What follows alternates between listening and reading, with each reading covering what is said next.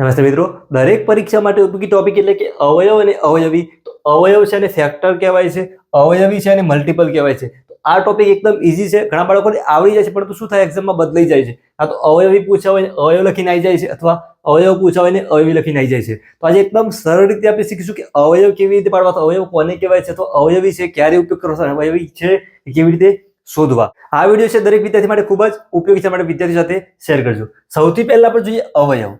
અવયવ કોને કહેવાય, તો જો આપેલી સંખ્યા છે એ જે સંખ્યા વડે નિશેષ ભાગી શકાય તે, મતલબ કે જો વ્યાખ્યા લખેલી છે, વ્યાખ્યામાંથી ખબર ના પડે યાદ શું રાખવાનું. એક્ઝામ્પલ લઈએ આપણે 10. જો આપેલી સંખ્યા કઈ થઈ ગઈ 10. આપેલી સંખ્યાને જે સંખ્યા વડે નિશેષ ભાગી શકાય તે એ શું કહેવાય, એનો અવયવ. તો આપેલી સંખ્યા આપણે 10 ધારી લઈએ. 10 છે એટલે કઈ સંખ્યા વડે નિશેષ ભાગી શકીએ, તો આપણે 10 ભાગ્યા પહેલા 1 કરીએ. જો ભાગાકાર થશે જવાબ આવશે 10. એટલે કે નિશેષ એટલે કે શેષ 0 આવે છે ભાગાકારમાં, તો આજે 1 શું કહેવાય, એનો અવયવ કહેવાય. એવી રીતે વિરુદ્ધમાં આપણે 10 લઈએ. 10 ભાગ્યા 10, 10 ભાગ્યા 10 એકા 10 થશે, જવાબ કેટલો આવશે 1. શેષ કેટલી થશે 0. જો શેષ કેવી રીતે લેવાની, 10 ભાગ્યા આપણે 2 લઈએ તો 2, 5, 10. જો નીચે શું કહેવાય, શેષ કહેવાય છે. તો આજે 2 થી આપણે શું કરીએ, 10 નો નિશેષ ભાગી શકીએ. ફરીથી લખીએ, જો 10 ભાગ્યા 2, જવાબ મળે છે 5. રીતે વિરુદ્ધ પણ કહેવાય. 5 છે તો 5 ના ઘડિયામાં પણ શું આવે છે, 10 આવે છે. તો અહીંયા આવી રીતે 10 ભાગ્યા લખી દો 5, તો 2 જવાબ મળે છે, નિશેષ થાય છે એટલે શેષ 0 મળે છે. જો 3 થી લઈએ તો 3 ના ઘડિયામાં 10 આવતા નથી. 4 લઈએ આપણે તો 4 ના ઘડિયામાં પણ 10 આવતા નથી. જો 4 દુ 8, 4 ગુણ્યા 3 કરીએ તો 12 થઈ જાય, 4 આવશે નહીં. તો 5 તો અહીંયા લીધું છે. જો 10, 2, 5 અને અહીંયા છે 1. જો 2 અને 5 અહીંયા લીધું છે. આ બધા શું કહેવાય, તો આના અવયવ કહેવાય. તો અહીંયા લખવું આવી રીતે કે 10 ના અવયવ તો કયા કયા થયા, પહેલો તો 1 આવશે, પછી 2, 5 અને 10. યાદ શું રાખવાનું, અવયવ પૂછ્યા હોય ત્યારે ખ્યાલ આવી ગયો. જો જે સંખ્યા આપેલી છે એ કયા ઘડિયામાં આવે છે, મતલબ કે અથવા કઈ સંખ્યા વડે 10 ને નિશેષ ભાગી શકે, જે સંખ્યા આપેલી છે. બીજા ઉદાહરણ પણ લઈને આપણે સમજીએ ફરીથી. તો આ બધાથી જો 10 છે 1 ના ઘડિયામાં આવે છે, 2 ના ઘડિયામાં આવે છે, 5 માં આવે છે, 10 માં આવે છે. તો 10 ના અવયવ પૂછ્યા હોય તો આવી રીતે કેટલા મળે છે, તો ટોટલ કેટલા મળે, 4 અવયવ મળે છે. ખ્યાલ આવ્યો છે. બીજું વસ્તુ શું યાદ રાખવાની, અવયવ પૂછ્યા હોય જો 1 છે, કોઈ પણ સંખ્યાને આપણે 1 થી નિશેષ ભાગી શકીશું. તો આ 1 છે બધામાં આવશે. બીજું જે સંખ્યા આપેલી હોય, વિચારો કે અહીંયા 20 ના અવયવ પૂછ્યા હોત તો 20 ના ઘડિયામાં તો 20 આવવાના જ હતા, તો 20 શું કહેવાય, એનો અવયવ. એ 10 પૂછ્યું છે તો 10, એટલે કોઈ પણ સંખ્યા છે એના મિનિમમ એટલે કે ઓછામાં ઓછા કેટલા અવયવ મળશે, 2. તો જુઓ સંખ્યા છે એ પોતે, અને બીજો કયો મળશે 1. ખાલી એક સંખ્યા એવી છે કે જેનો અવયવ ખાલી 1 છે, બાકી બધી સંખ્યામાં ઓછામાં ઓછા 2 અવયવ હોય, વધુમાં વધુ તો એ નક્કી હોય ને, 1 ઘણા પણ મળી શકશે. એવી જ રીતે અવયવી. અવયવીનો મતલબ શું થાય, ગુણાકાર. કોઈ પણ સંખ્યાનો ક્રમશઃ પ્રાકૃતિક સંખ્યા, તો પ્રાકૃતિક સંખ્યાનો અર્થ શું થાય એ પણ સમજી લઈએ. 1, 2, 3, 4 આ રીતે અનંત સુધી આપણે લખી શકીએ. એ શું કહેવાય, પ્રાકૃતિક સંખ્યા. કોઈ પણ સંખ્યા આપણે 5 લઈએ, 5 ના અવયવી, અને મલ્ટીપલ પણ કહેવાય. તો 5 ના અવયવી શોધવા તો પહેલા 5 નો ગુણાકાર 1 જોડે કરી દો તો 5. 5 નો ગુણાકાર ક્રમશઃ તો પહેલા 1 જોડે કરવાનું, પછી 2 જોડે 10, 5 ગુણ્યા 3 તો 15, 5 ગુણ્યા 4 20. તો જો ઘણા શું થશે, આ તો ઘડિયો લખ્યું છે, બસ આ જ વસ્તુ છે આમાં. જેના અવયવી પૂછ્યા છે એનો ઘડિયો લખવાનો, એનો ઘડિયો બોલવાનો. તો પહેલા અવયવમાં શું આવશે, જો પહેલા 5 એકા 5, 5 દુ 10, 5 તાલી 15, 5 ચોક 20. આવી રીતે કન્ટિન્યુઅસ ચાલ્યા કરશે. 5 દાન 50. એવું નહીં કે ઘડિયો 10 પતી જાય છે પછી નહીં આવે. 5 ગુણ્યા 11 આવી રીતે ક્રમશઃ જશો તો 55. 5 ગુણ્યા 12 એટલે 12 પંચા લઈએ તો પણ ચાલશે. 13 પંચા 65. મતલબ કે કોઈ પણ સંખ્યા છે જેના અવયવી પૂછ્યા છે એનો ગુણાકાર આવી રીતે પહેલા 1 થી ચાલુ કરવાનું, પછી 2, 3, 4. ખ્યાલ આવ્યો છે. આવી રીતે બીજું એક છે આમાં, નાનામાં નાનો અવયવી. હવે જો યાદ શું રાખો, જેમ અહીંયા જોયું હતું કોઈ પણ સંખ્યા છે ને અવયવ પૂછ્યા હોય તો આ 1 તો દરેકના અવયવમાં આવે છે, અને અહીંયા જે સંખ્યા હોય એનો અવયવમાં એ સંખ્યા પોતે, એટલે કે 2 સંખ્યા મિનિમમ આવશે. અહીંયા નાનામાં નાનો અવયવી પૂછાય, કોઈ સંખ્યા છે એનો નાનામાં નાનો અવયવી કયો મળશે? જો જે સંખ્યા હોય એનો શું કરવાનું? પહેલો ગુણાકાર 1 વડે. જે સંખ્યા છે એ પોતે, જવાબ શું આવશે?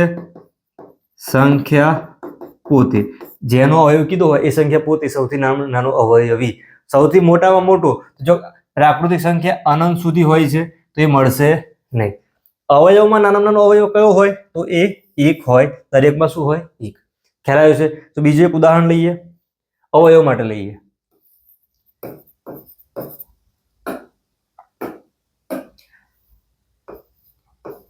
36 ના અવયવ શોધવાના છે. ખ્યાલ આવ્યો છે? અથવા પરીક્ષામાં એવું પૂછાય 36 ના અવયવ શોધો, 36 ના અવયવ કેટલા છે? સિમ્પલ આપણે કરવાનું શું આવી રીતે? જો સંખ્યા નાની છે આપણે ઘડિયા પરથી શોધી શકીએ. આપણે શું સમજવાનું? અહીંયા કદાચ કોઈક મોટી સંખ્યા આપેલી હોય, 36 ભાગ્યા પહેલા 1 તો થવાના જ છે, તો અહીંયા લખી દો 36. હવે 36 ભાગ્યા 2, તો 36 ભાગ્યા 2 તો ઘડિયા આવડવા જરૂરી છે. 1 થી 20 સુધી આવડવા તો જોઈએ જ, અથવા 1 થી 25 સુધી આવડે તો બહુ જ સારું. 36 ભાગ્યા 2, જો વિભાજ્યતાની ચાવી અલગથી વિડીયો મૂકેલો છે, એ પણ તમે જોઈ શકો છો. એનાથી ફાયદો શું થાય? સંખ્યા આપેલી હોય ને 2 થી ભાગાકાર કરવાનો છે. આપણે ખોટો ભાગાકાર કરી દેવાનો, ટાઈમ બગડે નહીં. એકમ નોંગ જોઈ લેવાનું 2 ની ચાવી માટે. એકમ નોંગ છે 2, 4, 6, 8 અને 0.